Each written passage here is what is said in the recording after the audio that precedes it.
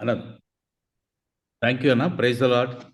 Welcome to this video meeting. On behalf of my personal and family, I want to thank the Lord and I want to thank Krishna Anna, Laisaka, and all the members of this ministry. దేవుడు నాకు ఇచ్చినటువంటి గొప్ప అవకాశంగా ఈ యొక్క Christmas సందేశాన్ని అందించడం నేను భావిస్తున్నాను. ప్రియమైన వారారా, మనమందరం కూడా ఒక మంచి వాతావరణంలో మనం ఉన్నాం.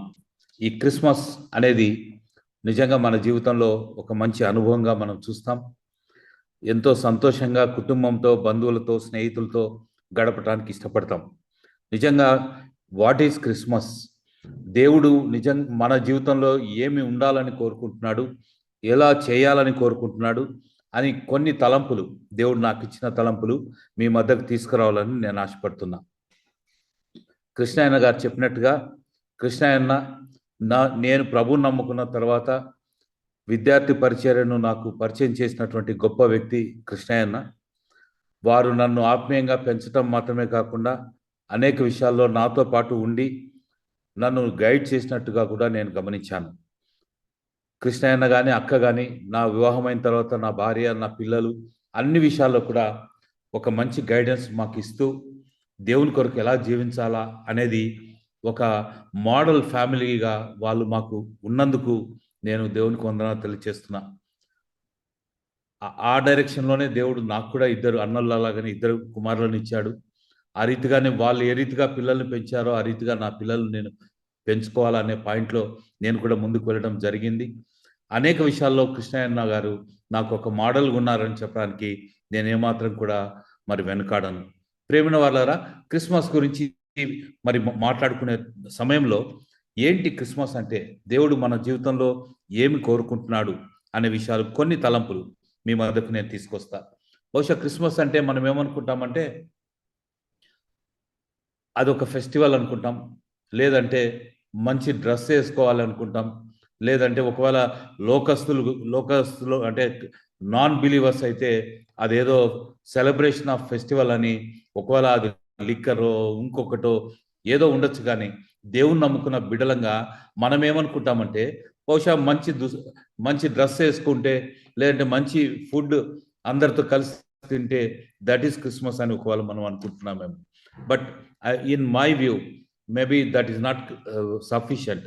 అదొక్కటే దేవుడు కోరుకోవడం లేదు, ఇంకేం కోరుకుంటున్నాడు అనే కొన్ని తలంపులు మీ మధ్యకు తీసుకొస్తా. అంటే మనం ఏదో మంచి డ్రెస్ వేసుకుంటే అది క్రిస్మస్, లేదా మంచి స్వీట్స్ ఇంట్లో చేసుకుని అందరికి ఇస్తే అది క్రిస్మస్, కేక్స్ తయారు చేసి ఇవ్వటమా, ఇవి కాదండి. వీటికంటే కూడా దేవుడు మన నుండి కోరేది ఏంటి అనే కొన్ని తలంపులు మీ మధ్యకు నేను తీసుకొస్తా. క్రిస్మస్ అనేది మనం చూసినట్లయితే మనకందరికీ తెలిసినట్టుగా క్రైస్ట్ మస్, మరి క్రీస్తును ఆరాధించటమే క్రిస్మస్ అనే విషయాన్ని మనం అందరం కూడా ఎరుగుదుము. ఏంటి అని అంటే, ఆ దేవాతి దేవుడు మన కొరకు మరి ఆ పరలోకాన్ని వదిలిపెట్టి భూమి మీదకి వచ్చిన దినమే క్రిస్మస్ అనే విషయాన్ని మనకందరికి కూడా తెలుసు. మరి ఇప్పుడు ఏ దినాల్లో మనం ఉంటున్నాం ఏంటి అనే దానికి ముందు ఒక చిన్న ఎగ్జాంపుల్ నేను చెప్తాను. ఆ మధ్యకాలంలో చంద్రమండలం మీద మొట్టమొదట కాలు మోపినటువంటి వ్యక్తి నీల్ ఆమ్స్ట్రాంగ్. బహుశా మీకు అందరికీ తెలుసు అనుకుంటా. ఆ నీల్ ఆమ్స్ట్రాంగ్ చంద్రమండలంలో తను కాలు మోపిన తర్వాత 50 years తర్వాత, ఆ 50 years యానివర్సరీ జరుగుతూ అమెరికాలో ఒక పెద్ద ఫంక్షన్ జరిగిందంట. ఆ ఫంక్షన్ జరిగిన తర్వాత ఆయన సెలబ్రేషన్స్ అన్ని అయిపోయిన తర్వాత విలేకరులు వచ్చి ఆయన ఒక మాట అడిగారంట. ఏమని అంటే, నీల్ ఆమ్స్ట్రాంగ్ గారు, మరి మీరు మొట్టమొదటిగా చంద్రమండలం మీద మీరు మీ కాలు మోపారు కదా, ఇంత దూరం ప్రయాణం చేసి చంద్రమండలం మీద కాలు మోపినప్పుడు what is your experience and how you felt అని ఆయన అడిగినప్పుడు ఆయన ఒక మాట అన్నాడంట. ఆయన అన్న మాట ఏంటంటే, మరి ఇదంతా చూసిన తర్వాత, ఇంత కష్టపడి అంత దూరం ట్రావెల్ చేసి వెళ్ళిన తర్వాత, ఈ క్రియేషన్లో ఉన్నటువంటి గొప్పతనం అంతా చూసిన తర్వాత, నేను చంద్రమండలం మీద కాలు మోపడం ఒక గొప్ప విషయం అని అనుకోవచ్చు, కానీ ఇంత క్రియేట్ చేసినటువంటి ఈ సృష్టికర్త తన్ను తాను తగ్గించుకొని నా కోసము, మనందరి కోసము భూమి మీద కాలు మోపినట్టు చూస్తున్నారా, అది అన్నిటికంటే గొప్ప విషయం అని ఆయన అన్నాడంట. ప్రియమైన వాళ్ళారా, ఇది చాలా సంతోషకరమైన గొప్ప విషయం కదండి. ఎందుకంటే సృష్టికర్త తను తాను తగ్గించుకొని భూమి మీదకి వచ్చి నీ కొరకు నా కొరకు వచ్చినటువంటి ఆ దినమే క్రిస్మస్ అనే విషయాన్ని మనం అందరం కూడా ఎరుగుదుము. మరి మనం ఉన్నటువంటి దినాలు ఎలాంటివి, ఎలాంటి పరిస్థితుల్లో మనం ఉన్నాం అని అంటే, బహుశా ఆ దినానికి తేడా లేదు, ఈ దినానికి తేడా లేదు. అంటే 2000 సంవత్సరాల క్రితం మానవుని యొక్క పరిస్థితి, ఇప్పుడు ఉన్నటువంటి మానవుని పరిస్థితి ఏమీ తేడా లేదు. ఆ మాటకు వస్తే ఇప్పుడే మనం ఉన్నటువంటి ఈ దినాల్లోనే పాపము మరింతగా విస్తరించినట్టుగా మనం గమనిస్తాం. కాబట్టి ప్రేమ వాళ్ళారా, వాతావరణం అంతా, సిచ్యువేషన్ అంతా చూసినట్లయితే ఎలా ఉంది లోకం అని అంటే, లోకం ఎప్పుడు కూడా మెజారిటీ సైడ్ ఉన్నట్టుగా మనం చూస్తాం. ఆ మాటకు వస్తే ఒక చిన్న ఉదాహరణ నేను చెప్తాను. రష్యా దేశంలో ఉన్నటువంటి ఒక ఇమాజినరీ స్టోరీ నేను మీకు చెప్తాను. ఒక చిన్న విలేజ్ ఉన్నిందంట, అంటే గ్రామం, రష్యా దేశంలో. ఆ చిన్న విలేజ్లో బహుశా మనకు తెలుసండి ఎలా ఉంటారు చిన్న విలేజ్లో అంటే, అందరూ కూడా ఒకరు అన్న అంటే, ఒకరు మామ అంటే, ఒకరు బావ అంటే, ఒకరు అక్క అంటే, చెల్లి అంటే, అత్త వదిన అంటే, ఇంత రిలేషన్ ఉంటుంది. అందరు కూడా దాదాపు రిలేటివ్స్ లాగా కలిసిమెలిసి ఉంటారు. అలాంటి ఒక రష్యా ఆ గ్రామంలో అందరూ సంతోషంగా ఉన్నటువంటి ఆ గ్రామంలో ఒకానొక దినాన ఒక చిన్న ఇన్సిడెంట్ జరగడం జరిగింది. ఏంటి అది అంటే, ఆ ఊర్లో ఉన్నటువంటి ఒక వ్యక్తి తలలో మరి మెల్లగా ఏదో చేంజెస్ ఉన్నట్టుగా ఒక వ్యక్తి గమనించాడు. ఏంటి అది ఆ చేంజ్ ఏంటంటే, దినాలు గడిచే కొద్ది అర్థమైంది ఏంటంటే, ఆయన తలలో 2 కొమ్ములు రావడం జరిగిందంట. 2 కొమ్ములు రావడము, అవి మెల్లగా పెరగడం ప్రారంభిస్తూ ఉన్నాయి. కొన్ని రోజులు వెంట్రుకలతో వాటిని కవర్ చేసుకున్నాడు. ఇంకా కొన్ని దినాలు అయిన తర్వాత ఆయన కంట్రోల్లో లేవు కాబట్టి ఆ కొమ్ములు బయటికి రావడం మరి జరిగింది. అందరూ కూడా గమనించడం కూడా జరిగింది. అప్పుడు ఊర్లో ఉన్నటువంటి గ్రామస్తులంతా కూడా, ఆ గ్రామ సభ ఉంటుంది కదా, అక్కడ చేరి అక్కడ వాళ్ళందరూ కూడా మాట్లాడుకున్నది ఏంటంటే, అరే మనకందరికీ మరి ఏమీ రాలేదు, కొమ్ములు లేవు, వాడికి కొమ్ములు వచ్చినాయి కదా, మరి వాడు మనల్ని ఏమన్నా చేస్తాడేమో అని చెప్పి ఆ గ్రామ సభకు వారిని పిలిపించారట. పిలిపించి వారిని అడిగారు, అరే నీకెందుకు కొమ్ములు వచ్చినాయి, ఈ కొమ్ములు వస్తున్నాయి కదా, ఈ కొమ్ములతో నువ్వు మమ్మల్ని ఏమన్నా చంపుతావేమో అని. అంటే అబ్బాయి అతను అన్నాడంట, అన్న నువ్వు నాకు అన్న కదా, నువ్వు నాకు బాబాయ్ కదా, నువ్వు నాకు మామ కదా, మిమ్మల్ని ఎందుకు చంపుతాను నేను, నాకు ఎందుకు వచ్చిందో నాకు కూడా తెలియదు అంటే, వాళ్ళందరూ కూడా మాట్లాడుకొని, అరే వీడు ఏ దినమైనా మనకు మరి థ్రెట్టే, మనకు కష్టమే ఈయనతో అని చెప్పి అందరూ మాట్లాడుకొని రాళ్ళు తీసుకొని కొట్టి చంపారట. సరే కొన్ని దినాలు అయిన తర్వాత అదే గ్రామంలో కొన్ని దినాలు అయిన తర్వాత అలాగే నడుస్తూ ఉంది. కొన్ని దినాలు అయిన తర్వాత ఒక్కొక్కరు చూసుకుంటే వాళ్ళ తలలో వాళ్ళకు కూడా కొమ్ములు వస్తున్నాయి. గ్రామంలో ఉండే అందరికీ కూడా కొమ్ములు వస్తున్నాయి. కానీ ఈసారి ఏమైందంటే ఒకడికి మాత్రం కొమ్ములు రాలేదట. ఈసారి మళ్ళా అందరూ సభ పెట్టుకున్నారు. సభ పెట్టుకొని, అరే మనకందరికీ కొమ్ములు రావడం ఏంది, వానికి కొమ్ములు రాకపోవడం ఏంది, వాడు కొమ్ములు రాలేదు కాబట్టి వాడు మనల్ని ఏమైనా చేస్తాడేమో అని చెప్పి ఈసారి కొమ్ములు రాని వాడిని వీళ్ళందరూ కలిసి రాళ్ళు తీసుకొని కొట్టి చంపారట. దీని నీతి ఏంటి అని మనం చూసినట్లయితే, మెజారిటీ అది వాళ్ళు ఏం చెప్తే అది కరెక్ట్, మెజారిటీ అది తప్పైనా కూడా వాళ్ళు చెప్పినారు కాబట్టి అది కరెక్ట్ అనే సమాజంలో మనం ఈ దినాన్ని కూడా ఉన్నాం.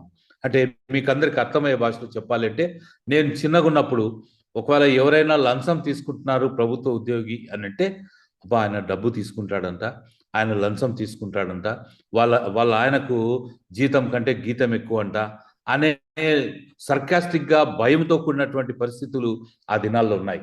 కానీ ఇప్పుడు చూసినట్లయితే, మనం గమనించినట్లయితే డబ్బులు తీసుకోవడమే ఫ్యాషన్ అయింది.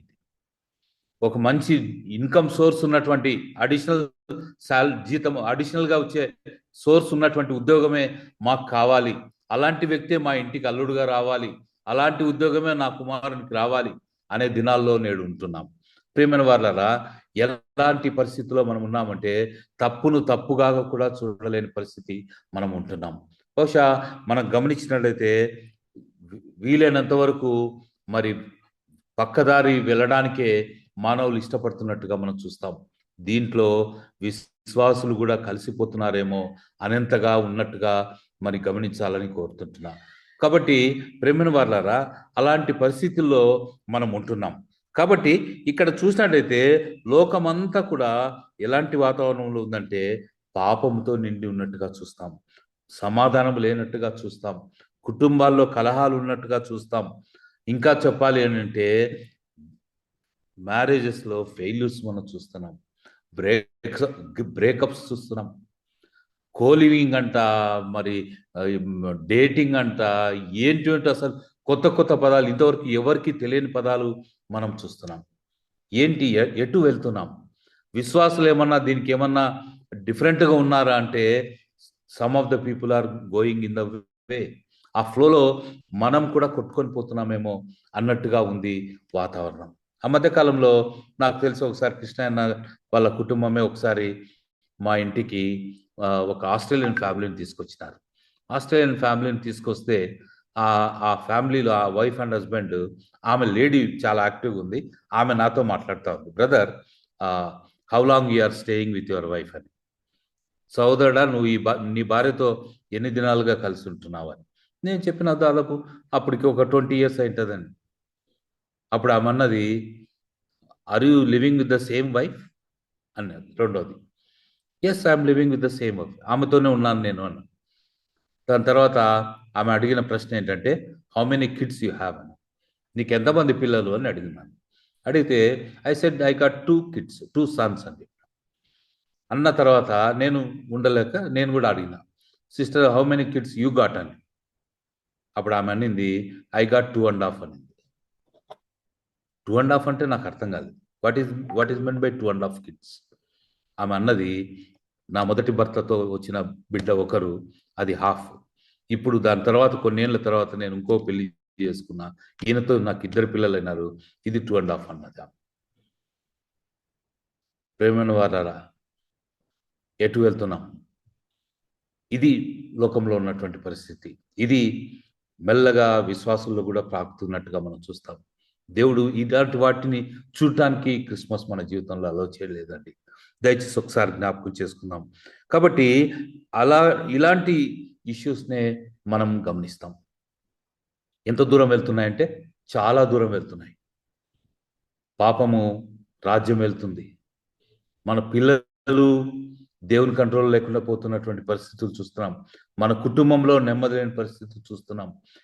వీటన్నిటికీ కారణం ఏంటి అనంటే దేవుడు ఇలాంటి పరిస్థితుల్లో మరి నిన్ను నన్ను బట్టి సంతోషంగా ఉన్నాడని నేనైతే అనుకోను. మనం somewhere we have to take you turn.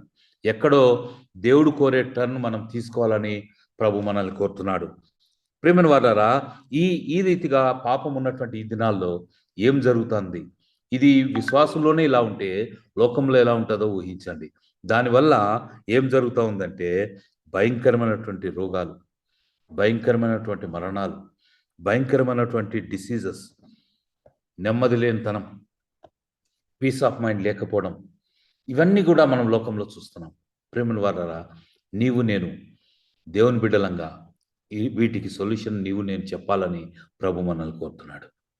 లోకంలో దేవుడు లేడు కాబట్టి, యేసు ప్రభు వాళ్ళ జీవితంలో లేడు కాబట్టి ఎంతో నెమ్మది లేని పరిస్థితులు చూస్తున్నాం. చిన్న ప్రాబ్లం వచ్చినా వాళ్ళు దాంతో కొట్టుమిట్టాడి ఎంతో భయానికి గురై మరి నెమ్మది లేకుండా అవసరమైతే సూసైడ్స్ ఇవి చేస్తున్నట్టుగా మనం చూస్తాం. దేవుని బిడ్డలంగా మనం ఏం చేయాలని ప్రభు మనల్ని కోరుతున్నాడు. ఇది మనం ఆలోచించాలని ప్రభు మనల్ని కోరుతున్నాడు.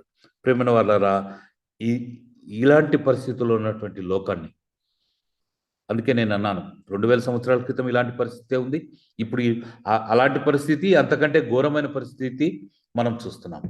కాబట్టి ఇలాంటి బాధాకరమైనటువంటి పరిస్థితి ఉన్నటువంటి ఈ దినాల్లో పాపాన్ని తీసివేయడానికే, కడిగివేయడానికే యేసు ప్రభు భూమి మీదకి వచ్చినాడనే విషయాన్ని మనం చూస్తాం. లోకరీతిగా తెలియని వారు ఏమనుకుంటారంటే పాపం పోవాలి అని అంటే బహుశా ఏదైనా డబ్బులు ఇస్తే పోతుందేమో, లేదంటే ఏదైనా గొర్రెను లేదంటే జంతువును బలిగా ఇస్తే పోతుందేమో, లేదంటే కొన్ని యాత్రలు చేస్తే ఏమన్నా పోతుందేమో అనే పరిస్థితుల్లో వాళ్ళు ఉన్నారు. అది వారికి పాపం తెలియని పరిస్థితి. అలాంటి వారి గురించి మనము నెమ్మదిగా ప్రార్థన చేసేవారిగా ఉండాలని మాత్రమే ప్రభు పేరట నేను కోరుకుంటున్నా. కారణం ఏంటంటే నేటి దినాన భారతదేశంలో క్రైస్తవత్వానికి, ముఖ్యంగా సువార్తకు ఎన్నో ఆటంకాలు మనం చూస్తుంటాం. ఎంతో మంది కఠిన పరిస్థితులు మరి ఎదుర్కొంటున్నట్టుగా చూస్తాం. దైవజనులు పాపం చాలా మంది చంపబడుతున్నారు, కొట్టబడుతున్నారు, ఈడవబడుతున్నారు. వీటన్నిటికీ కారణం ఏంటంటే మనం సువార్త ప్రకటించటమే. కాబట్టి ప్రేమైన వాళ్ళరా, ఇలాంటి వాళ్ళకు తెలియని పరిస్థితుల్లో ఈ పరిస్థితులు గుండా మరి సంఘాన్ని, క్రీస్తు నమ్మిన బిడ్డల్ని, సేవకుల్ని వారు బాధపెడుతున్నారన్న విషయాన్ని జ్ఞాపకం చేసుకోవాలి. అందుకని యేసుప్రభు అంటాడు కదా, శిలువ మీద ఏమంటాడు? తండ్రి తండ్రి, వీరేం చేస్తున్నారు, వీరు ఎరుగరు కనుక వీరిని క్షమించు. ప్రియమైన వాళ్ళరా, ఆ మాట ఈ దినాన మనం కూడా చెప్పాల్సిన పరిస్థితుల్లో మనం ఉంటున్నాం. లోకం పాపంతో నిండి ఉంది. పాపం గురించి, పాపం నుండి బయటికి రావాలనే విషయాన్ని మనం చెప్పడానికి ప్రయత్నిస్తున్నప్పుడు సంఘాన్ని, విశ్వాసుల్ని మరి హింసించటం మనం చూస్తుంటున్నాం. ఈ దినాల్లో మనం చేయాల్సినదంతా ఏంటంటే ప్రార్థించాలి. ప్రార్థించి సంఘం యేసయ్య ఏ మాటలు అయితే చెప్పాడో, వీరిని క్షమించండి, వీరు ఏం చేస్తున్నారో వీరికి తెలియదు అన్నట్టుగా మనం కూడా వారి కోసం ప్రార్థించే వారికి ఉండాలని ప్రభు పేరిట మనం కోరబడుతున్నాం. కాబట్టి మరి లోకరీతిగా మనం చూసినట్లయితే ఈ పాపంలో నిండినటువంటి మనిషి జీవితంలోకి ఆ యొక్క పాపం నుండి విడుదల కావాలి అంటే లోకంలో చెప్పబడినటువంటి, బైబిల్లో చెప్పబడినట్టుగా రక్త ప్రోక్షణం లేకుండా పాప క్షమాపణ లేదు. రక్త ప్రోక్షణ లేకుండా మనిషికి పాపం నుండి విడుదల లేదు. అందుకే ఈవెన్ హిందూ శ్లోకాల్లో కూడా మనం చూసినట్లయితే మనం ఏం చూస్తామంటే, సర్వలోక పాప పరిహారార్థం రక్త ప్రోక్షణం అవశ్యం, తద్ రక్తం పరమాత్మేన పుణ్యదాన బలియాగం. హిందూ వేదాల్లో, మరి ముస్లిం వేదాల్లో కానీ, లేదంటే క్రైస్తవ వేదాల్లో ఉన్నటువంటి సారాంశం ఏంటి అని అంటే, పాప క్షమాపణ లేకుండా, ఆ పాప క్షమాపణ రక్త ప్రోక్షణం లేకుండా లేదు అనే విషయాన్ని జ్ఞాపకం చేసుకుందాం. కాబట్టి ఈ ఈ కార్యక్రమం చేయటానికే యేసయ్య భూమి మీదకి వచ్చినాడన్న విషయాన్ని మనం జ్ఞాపకం చేసుకుందాం. ఆ దినమే క్రిస్మస్ అనే విషయాన్ని జ్ఞాపకం చేసుకుందాం. సరే, దానికి డీటెయిల్గా ముందుకు వెళ్ళడానికి ముందు మనము కొన్ని తలంపులు, క్రిస్మస్లో ఉన్నటువంటి, లేదంటే యేసు ప్రభు జననంలో ఉన్నటువంటి కొన్ని ప్రాముఖ్యమైనటువంటి చారిత్రక విషయాలు మీ మధ్యకు నేను తీసుకురావాలని నేను కోరుతున్నా. ప్రియమైన వాళ్ళారా, యేసయ్య జన్మించిన దినాన్ని, ఆ పరిస్థితులు మనం చూసినట్లయితే దాని గురించి హిస్టరీలో చాలా క్లియర్గా చెప్పబడింది. ఏమని అంటే, it was before Christ and after Christ. అంటే చరిత్రను రెండుగా నేరుగా విభజించి లోకంలోకి వచ్చినటువంటి గొప్ప దైవం ఎవరు అనంటే యేసుక్రీస్తు ప్రభుల వారు అనే విషయాన్ని మనం జ్ఞాపకం చేసుకున్నాం. కాబట్టి చరిత్రను, ఆయన వచ్చాడనే దానికి ఆధారం ఏంటి అనంటే, చరిత్రనే డివైడ్ అయిపోయింది, before Christ and after Christ. కాబట్టి ఆయన వచ్చినాడు అనే దానికి ఎంతకాలంలో ఉన్నాము అని అంటే, ఆయన వచ్చిన తర్వాత, వచ్చి లోకంలో ఉండి ఎత్తబడిన తర్వాత 2025 సంవత్సరం తర్వాత మనం ఉన్నామనే విషయాన్ని మనకు చరిత్ర చెప్పకనే చెప్తూ ఉంది అనే విషయాన్ని జ్ఞాపకం చేసుకుందాం. అంత మాత్రమే కాదు, ఆయన ఏ రీతిగా జన్మించాడు అని చెప్పబడిందంటే, యూదుల రాజుగా పుట్టినవాడు ఎక్కడ అనే విషయాన్ని మనం చూస్తాం. జనరల్గా రాజకుమారుడు అనే మాట మనం చూస్తాం, కానీ యూదుల రాజుగా పుట్టినవాడు ఎక్కడున్నాడు అనే విషయాన్ని ఎలా చూస్తున్నామని అంటే, that is the uniqueness in the birth of the Jesus Christ. ఆయన జన్మించడమే, రాజుగా జన్మించాడు అనే విషయాన్ని మనం చూస్తాం. మూడవదిగా మనం చూసినట్లయితే, ఆయన కొంతమందికి, భారతదేశంలో ఉన్నటువంటి కొంతమందికి ఉన్నటువంటి అపోహ ఏంటంటే, is not of our country, is a foreign God అనే ఒకలాంటి ఫీలింగ్ ఒకవేళ ఉండొచ్చు. అది తప్పని కూడా నేను అన్నాను. That is their understanding. కానీ చరిత్ర చెప్తున్నటువంటి మాట ఏంటంటే, ఆయన యేసయ్య జన్మించింది ఆల్మోస్ట్ గ్లోబ్లో central place. It is in the middle east. ఆ ప్రాంతమైనటువంటి బెత్లెహేమ్ గ్రామం, ఆ యొక్క ఇజ్రాయెల్ దేశంలో ఉన్నటువంటి బెత్లెహేమ్ గ్రామం, the centrally located place in the entire globe ఆయన జన్మించినట్టుగా మనం చూస్తాం. అపార్ట్ ఫ్రమ్ దట్, మనం చూసినట్లయితే అది ఏ ఖండంలో ఉంది అని అంటే, it is in the continent of Asia అనే విషయాన్ని మనం జ్ఞాపకం చేసుకుంటాం. అంటే దాని అర్థం ఏంటి అంటే, where we are living in the same continent Jesus Christ was born. అంటే ఆయన is not a foreign god. మనం అనుకోవచ్చు ఒకవేళ ఫారిన్ కార్డ్ అని, కానీ మనం ఏ ఖండంలో ఉన్నామో ఆ ఖండంలో సంబంధించే ఆయన జన్మించాడు, సెంట్రల్ ప్లేస్లో ఆయన జన్మించాడు అనే విషయాన్ని మనం చూస్తాం. What is the meaning of taking birth in the central place is nothing but he belongs to the entire globe అనే విషయాన్ని మనం జ్ఞాపకం చేసుకుందాం. రెండవదిగా మనం చూసినట్లయితే ఆయన ఎలాంటి వాడు, ఎక్కడ జన్మించాడు. ఒకవేళ భారతదేశంలో ఉన్నటువంటి మిస్కన్సెప్ట్ ఏంటంటే ఆయన తక్కువ కులానికి సంబంధించిన వాడు అని. ప్రేమిన వాళ్ళరా, వాళ్ళు అట్లా అనుకోవచ్చేమో, కానీ యేసుక్రీస్తు జన్మించింది యూదా వంశానికి సంబంధించిన వాడు, జూయిష్ బ్యాక్గ్రౌండ్. ఎవరు జూయిష్ బ్యాక్గ్రౌండ్ అని అంటే వాళ్ళు మరి they are the intelligent race అనే విషయాన్ని మనం జ్ఞాపకం చేసుకున్నాం. ఎవరు who are the intelligent race అనే మాట మనం గమనించినట్లయితే they belong to the major portion of creamy world అనే విషయాన్ని మనం జ్ఞాపకం చేసుకుంటాం. ఒకవేళ మనం లోకరీతిగా మనం చూసినట్లయితే హైయెస్ట్ ఇంటెలిజెంట్ పీపుల్ ఎవరు అని అంటే they can be measured by means of the Nobel prize. లోకంలో హైయెస్ట్ అవార్డు ఏదైనా ఉంది అని అంటే that is the Nobel prize అనే విషయాన్ని మనకు అందరికి తెలుసు. బహుశా అది ఫిజిక్స్లో కానివ్వండి, కెమిస్ట్రీలో కానివ్వండి, మ్యాథమెటిక్స్లో కానివ్వండి, మెడిసిన్లో కానివ్వండి, ఆ రీతిగా ఒకవేళ లిటరేచర్ పీస్ లో నోబెల్ ప్రైజ్ ఇస్తారు. వీటిలో if you take the analysis or if you take the details, Nobel laureates అంటారు వాళ్ళని, మనం ఒకవేళ బ్యాక్గ్రౌండ్ అంతా చెక్ చేస్తే మనం గమనించిన విషయం ఏంటంటే majority of the Nobel laureates are from Jewish, their background is Jewish background. 80% of the STEM Nobel prizes అంటే science, technology and medicine Nobel prize వచ్చిన వాళ్ళలో majority they are from Jewish background అనే విషయాన్ని మనం చూస్తాం. అంటే ఏంటి అని అంటే అంత ఇంటెలిజెంట్ రేస్ నుండి వచ్చినటువంటి వ్యక్తి యేసయ్య అనే విషయాన్ని మనం జ్ఞాపకం చేసుకున్నాం. ఒకవేళ భారతదేశంలో నీవు, నేను, లేదంటే some of the people are belong to some lower community అనే ఫీలింగ్ ఒకవేళ ఉండొచ్చేమో, కానీ ఈ దినాన అది లేదు. ఆల్ కమ్యూనిటీస్ నుండి కూడా యేసయ్య ప్రేమను రుచి చూసినటువంటి వాళ్ళను మనం ఈ దినాల్లో మనం ఈవెన్ భారతదేశంలో కూడా చూస్తున్నాం.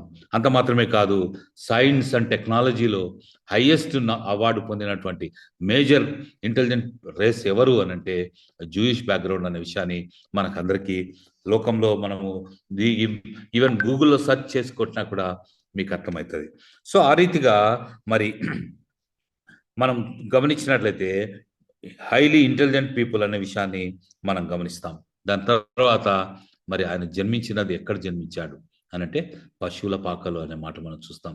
వై అంత దేవాతి దేవుడు పశువుల పాకలో తను తాను తగ్గించుకొని ఎందుకు జన్మించాడు అనే విషయాన్ని మనం చూసినట్లయితే దట్ ఇండికేట్స్ దట్ ఆయన తన్ను తాను ఒక కామన్ మ్యాన్కి మరి తను తాను పోల్చుకుంటూ ఆయన జన్మించినట్టుగా మనం చూస్తాం. I belong to the ordinary families అనే మాట మనం చూస్తాం. ఒకవేళ ఆయన మరి ధనవంతుల కుటుంబంలోనే జన్మించిందంటే మనలాంటి వాళ్ళు ఆయన అప్రోచ్ అయ్యే పరిస్థితి నిండదు. కానీ ఆయన ఎలా జన్మించాడు అంటే తను తాను తగ్గించుకొని పశువుల శాలలో మరి తను తాను తగ్గించుకునే పరుండబెట్టినట్టుగా మనం చూస్తాం. మరి దాని యొక్క ఉద్దేశం ఏంటి అని అంటే నిన్ను, నన్ను, కామన్ పీపుల్ని కూడా ఆయన ప్రేమిస్తున్నాడు కాబట్టి మనలో ఒకరిగా తను తాను ఆయన ఐడెంటిఫై చేసుకుంటూ భూమి మీదికి తగ్గించుకొని వచ్చినట్టుగా మనం చూస్తాం. మరి ఆయన జన్మించినప్పుడు ఎవరెవరికి చెప్పబడింది ఏమి అని అంటే it was inform to both the people. ఎవరైతే మరి సామాన్య మానవులుగా ఉన్నారో వాళ్ళు, అంటే గొల్లలకు చెప్పబడింది వార్త, మరి ఇంటెలిజెంట్ రేస్ అన్నటువంటి జ్ఞానులకు కూడా ఆ మాట చెప్పబడినట్టుగా మనం చూస్తాం ఆయన వచ్చినట్టుగా. అంటే దాని వెనుక ఉన్నటువంటి మీనింగ్ ఏంటి అంటే he belongs to both intelligent people and innocent people. He belongs to rich people and common పీపుల్గా ఐడెంటిఫై చేసుకున్నాడు కాబట్టి ఆయన తను తాను పశువుల పాకలో పరుండబెట్టినట్టుగా మనం చూస్తాం.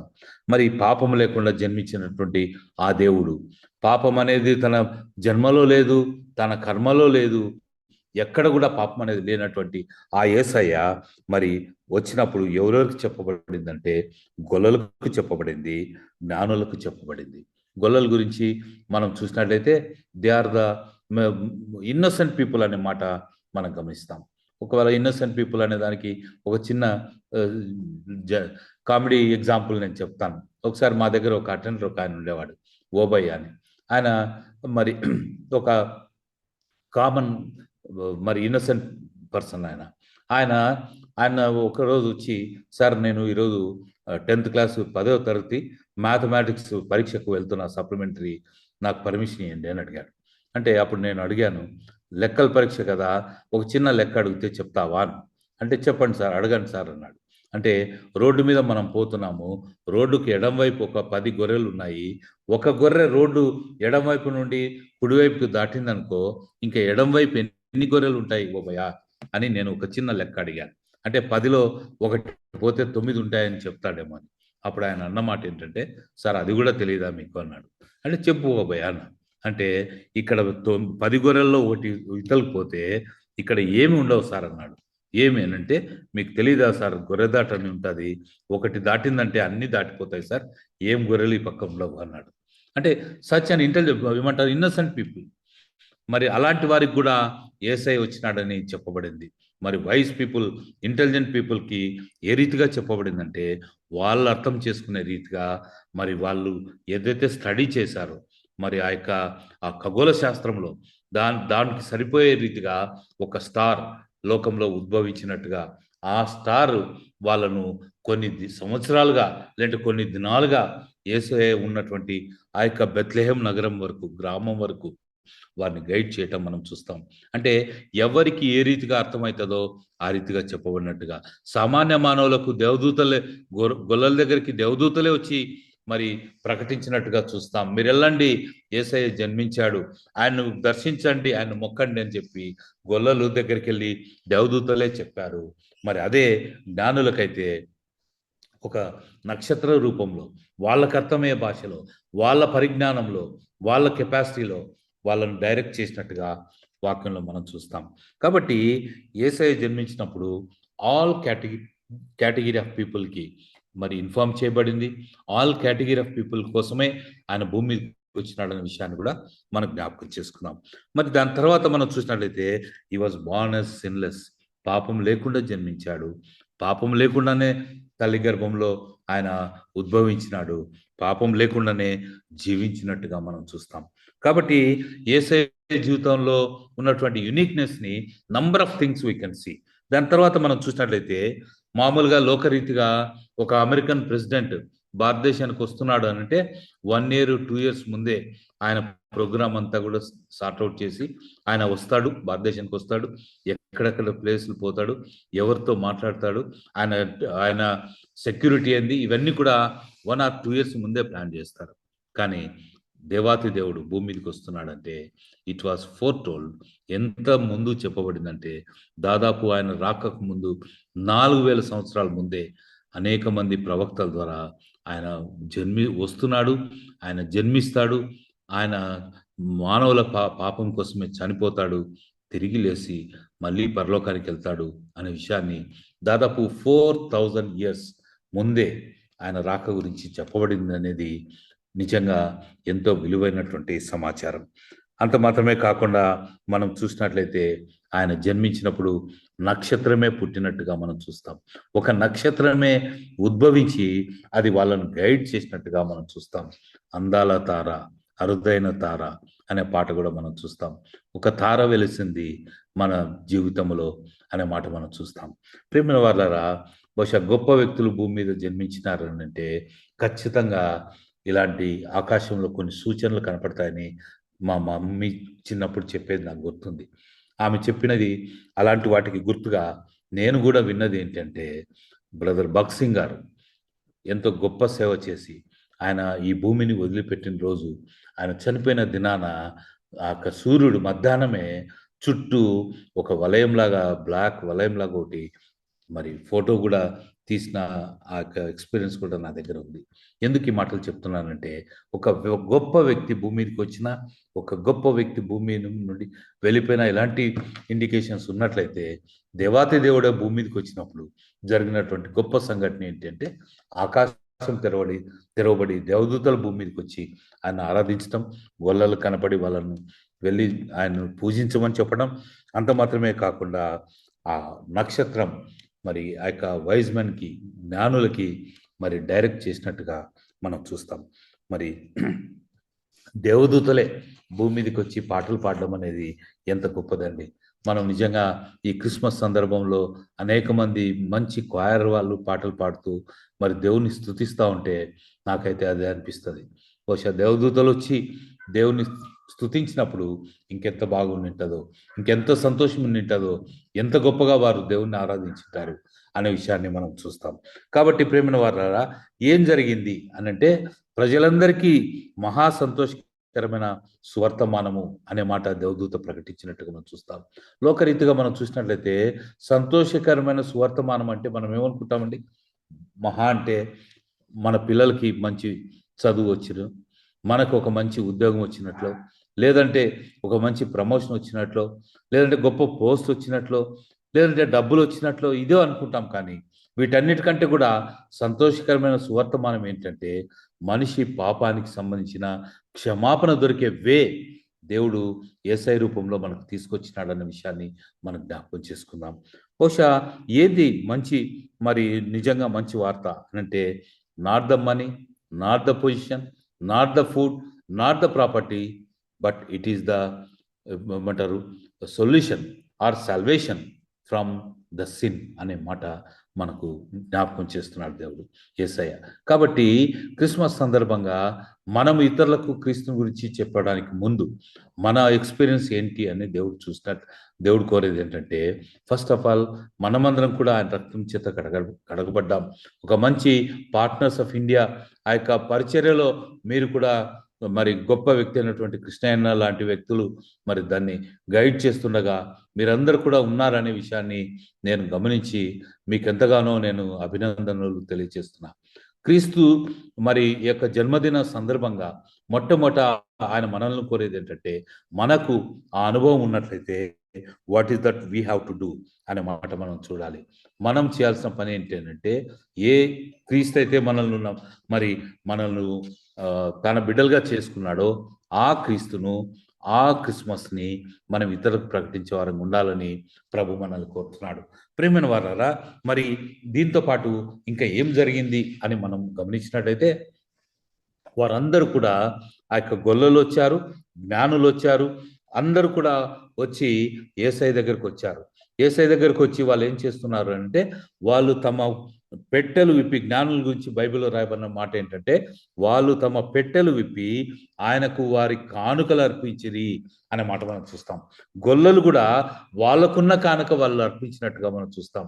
ప్రేమల వాళ్ళరా, గొల్లలకి ఉండింటదండి? ఈ దినానే డబ్బులు లేవు, ఆ దినాన ఇంకేముండింటది, వాళ్ళు ఏమి ఇచ్చింటారు అని అంటే, లోక ఉన్నటువంటి గొప్ప వ్యక్తిని, ఒకవేళ గొప్ప ఆఫీసర్ని కలవడానికి మనం వెళ్తున్నామంటే ఖచ్చితంగా మనం వట్టి చేతులతో వెళ్ళం. ఎందుకు అనంటే, ఇట్ ఈస్ అ కస్టమరీ ఏమంటారు కర్టసీ. కాబట్టి మనం ఏమనుకుంటామంటే, వెళ్ళేటప్పుడు ఏదో ఒక స్వీట్ కానీ, ఒక బొకే కానీ, ఇంకోటో తీసుకెళ్ళి ఆయన విషయాలు అనేది మనం చూస్తాం. అలాంటి పరిస్థితే గొల్లలు జ్ఞానులు చేసినట్టుగా మనం చూస్తాం. గొల్లలు అయితే వాళ్ళకున్నటువంటి గొర్రె పిల్లలు కానీ, ఆ మందలో ఉన్నటువంటి పాలు కానీ, వెన్న కానీ ఇంకేమిచ్చారో మనకు తెలియదు. అలాగే జ్ఞానులైతే ఏమిచ్చారని రాయబడిందంటే, బంగారము, బోలము, సాంబ్రాణి అనే మాట మనం చూస్తాం. The best gifts they have offered, the costly gifts they have offered అనే విషయాన్ని మనం జ్ఞాపకం చేసుకున్నాం. కానీ what is that we can do?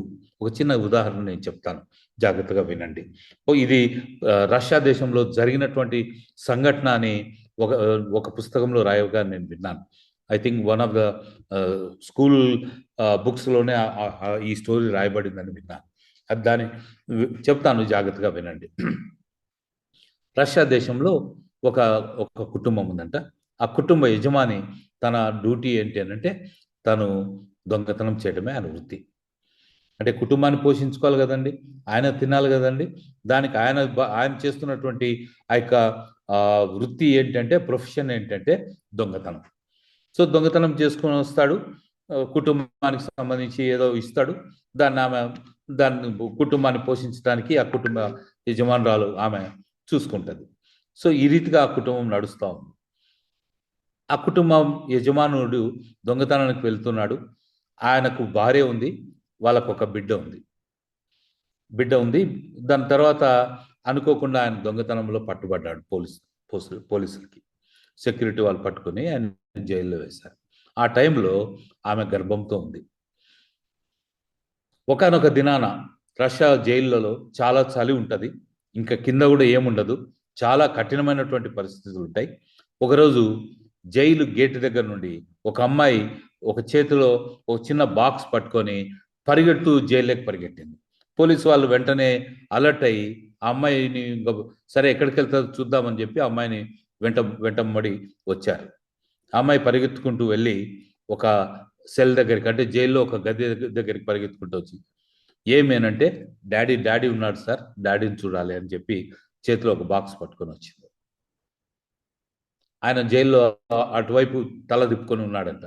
ఈ అమ్మాయి వచ్చి డాడీ అని పిలిస్తే ఆయన సీరియస్గా ఇలా చూసి, ఎందుకు వచ్చావని కోపంగా అడిగాడట బిడ్డను.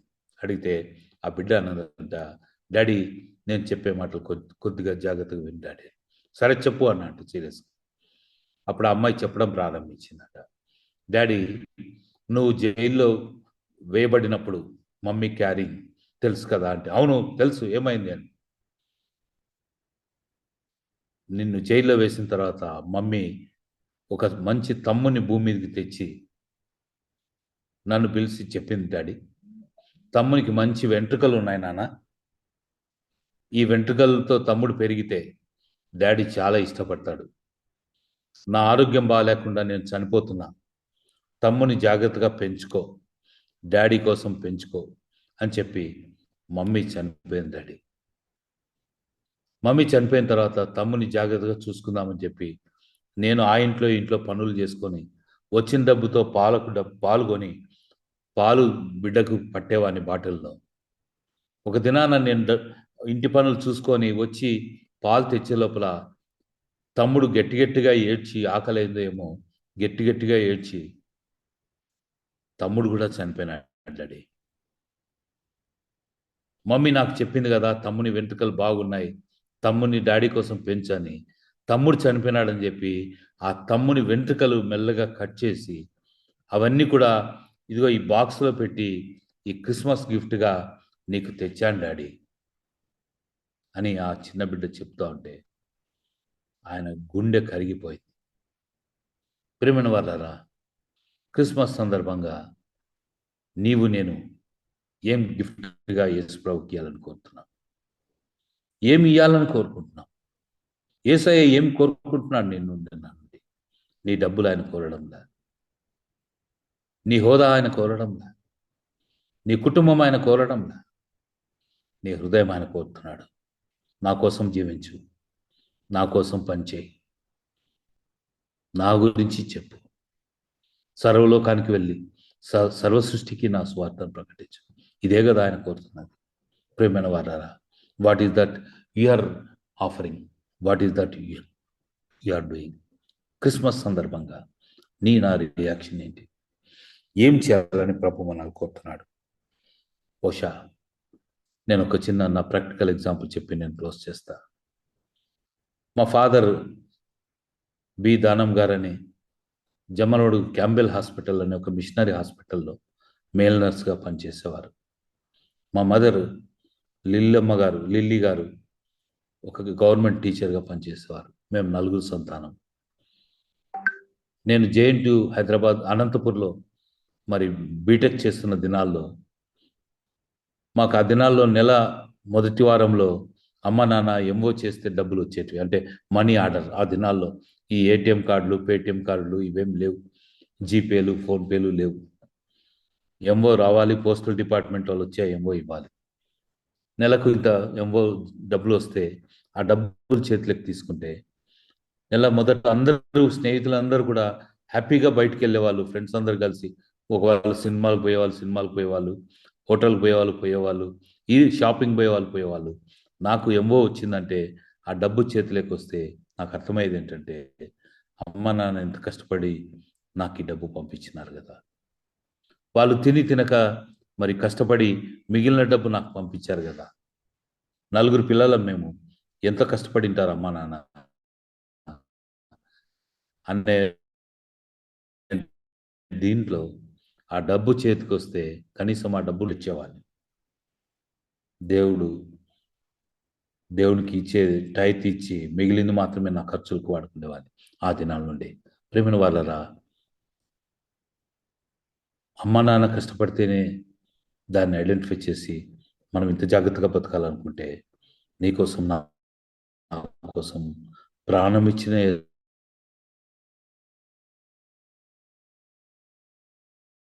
అలాగే సెలబ్రేట్ చేద్దాం. నేను చిన్నప్పుడు ఇంటర్మీడియట్లోనే యేసుప్రభుని నమ్ముకున్నా. చర్చ్కి వెళ్ళినప్పుడు ఒకసారి క్రిస్మస్లో చర్చిలో కూర్చొని ఉంటే, నా ముందు, అంటే నేను కింద కూర్చొని ఉన్నప్పుడు నా ముందు ఒక ఇద్దరు పిల్లలు ఉన్నారు. ఆ రోజు పండగ అంటే జనరల్గా అందరు కొత్త గుడ్డలు వేసుకుంటారు కదా. నా ముందు ఉన్నటువంటి వ్యక్తి, ఆయన వెనకల షర్ట్ పైనుండి కింది వరకు అట్లా చినిగింటే దాన్ని సూది తీసుకొని కుట్టుతారు కదా, ఇట్లా గొలుసు కుట్టులాగా కుట్టిన షర్ట్ వేసుకొని నా ముందు కూర్చొని ఉన్నాడు. ఆ దినం నుండి నేను అనుకున్నా, నేను కూడా వేసుకోవద్దు. నేను నాకు అమ్మ నాన్న కొనిచ్చే డబ్బుతో నేను లేని వాళ్ళకు ఇద్దాం. That is real Christmas. ప్రేమైన వాళ్ళరా, మనం సంతోషంగా ఉండాలనేది ఎంత వాస్తవమో, మన తోటి వారు యేసయ్యని తెలుసుకోవాలి. మన తోటి వారి అవసరాలు యేసులో, ప్రభు యేసులో తీర్చాల్సిన బాధ్యత నా మీద ఉందనే విషయాన్ని జ్ఞాపకం చేసుకున్నాం. మన కోసం ప్రాణం ఇచ్చినాడు యేసయ్య, మన కోసం భూమి మీదకి వచ్చినాడు యేసయ్య, మన కోసం చనిపోయి తిరిగి లేచినాడు యేసయ్య. దీన్ని గుర్తెరిగి మనం జీవించడమే క్రిస్మస్ యొక్క సారాంశం అనే విషయాన్ని జ్ఞాపకం చేసుకున్నాం. నాకు బాగా గుర్తుంది, నేను వివాహం కాకముందు కడపలో ఉద్యోగం చేస్తున్నప్పుడు కృష్ణయ్య క్రిస్మస్ ప్రోగ్రాంకి ఈవినింగ్కు వచ్చి అనేక మందికి స్వార్థ ప్రకటించినాడు. ఆ దినాన క్రీస్తు నమ్మినటువంటి బిడ్డలు ఈ దినం వరకు కూడా, including some of the Hindus, దేవుని కోసం నమ్మకంగా బ్రతకడం నేను చూస్తూ ఉన్నా. ప్రేమ వాళ్ళరా, క్రిస్మస్ అంటే దట్ ఈస్. ఇతరులకు ప్రకటిద్దాం. సమయమందు అసమయమందు మన జీవితం ద్వారా, మన సొంత జీవితమే 5వ సువార్తలాగా బ్రతకగలిగితే ఖచ్చితంగా క్రీస్తు ప్రభు సంతోషిస్తాడు. క్రిస్మస్ యొక్క సారాంశం అదే, క్రిస్మస్ యొక్క ఉద్దేశం అదే. యేసయ్య నా జీవితంలో క్రీస్తు పుట్టుక గురించి ఏం కోరుతున్నాడంటే, ఆ క్రీస్తు మొట్టమొదట మన జీవితంలో జన్మించాలి. ఆ జన్మించినటువంటి ఆ ఫలం మనం ఇతరులకు చూపించే వారంగా, ఇతరులను ప్రభు వైపు ఆకర్షించే వారంగా, మన జీవితం ఎందుకు మారింది, ఏంటి దీని యొక్క ఇది అని అంటే, క్రీస్తు నా జీవితంలోకి రావడం వల్ల నాలో మార్పు వచ్చింది. మన ఉద్యోగం ద్వారా, మన కుటుంబం ద్వారా, మన సమాజంలో ఆ రీతిగా మనం జీవించగలిగితే, దేవుడు నిజంగా నిన్ను బట్టి నన్ను బట్టి క్రిస్మస్ అంటే ఏంటో ఆయన మన జీవితంలో చూపించాలని ఆయన కోరుతున్నాడనే విషయాన్ని మీకు జ్ఞాపకం చేస్తూ, నాకు ఇచ్చినటువంటి అవకాశాన్ని బట్టి పెద్దలకు, మరి ప్రత్యేకంగా కృష్ణయ్య గారికి, అక్క గారికి, పెద్దలందరికీ కూడా నా వ్యక్తిగత ధన్యవాదాలు తెలియజేసుకుంటూ, రాబోయే దినాల్లో క్రిస్మస్ని ఒక మీనింగ్ఫుల్గా ఇప్పటి నుండి మీరు కూడా డిఫరెంట్ డైరెక్షన్లో క్రిస్మస్ని చేయాలని, క్రీస్తుని ప్రకటించాలని, మనకున్న దాన్ని మనకు మాత్రమే ఉండాలనే దానికంటే కూడా let us share the blessings what we have with others. క్రీస్తు కొరకు మనల్ని మనం కొవ్వొత్తిలాగా అరిగిపోయే వరంగా, కరిగిపోయే వరంగా, కాలిపోయే వరంగా మనం ఉండాలని కోరుకుంటూ, ప్రభుకు వందనాలు చెల్లిస్తూ, మీకు అందరికి కూడా ధన్యవాదాలు తెలియజేస్తూ, నా కుటుంబం కొరకు ప్రార్థన చేయండి. నేను, నా వైఫ్, మేము ప్రగతి నగర్లో ఉంటాం. మా కుటుంబం కోసం ప్రార్థన చేయండి. మా పరిచర్య కొరకు, అన్ని విషయాల కొరకు ప్రార్థన చేయాలని కోరుకుంటూ, ఇచ్చిన సమయాన్ని బట్టి వందనాలు దేవునికి తెలియజేస్తూ, కృష్ణ కుటుంబానికి కూడా ధన్యవాదాలు తెలియజేసుకుంటూ ముగిస్తున్నాను. Thank you one and all. Thank you, brother.